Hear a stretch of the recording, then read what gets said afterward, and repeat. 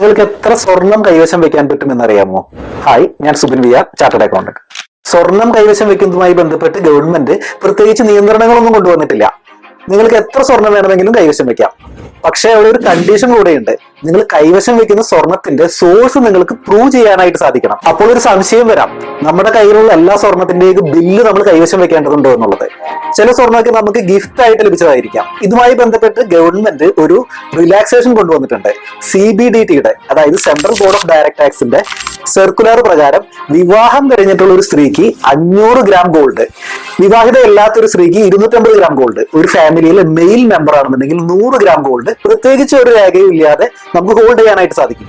അപ്പോൾ ഭാര്യയും ഭർത്താവും 2 കുട്ടികളും അടങ്ങുന്ന ഒരു ഫാമിലിക്ക് 950 ഗ്രാം സ്വർണത്തോളം പ്രത്യേകിച്ച് ഒരു രേഖയും ഇല്ലാതെ കൈവശം വെക്കാനായിട്ട് സാധിക്കും. ഇതിൽ കൂടുതൽ ഉണ്ടെന്നുണ്ടെങ്കിൽ തീർച്ചയായിട്ടും സോഴ്സും ബില്ലും ഒക്കെ വേണ്ടി വരും.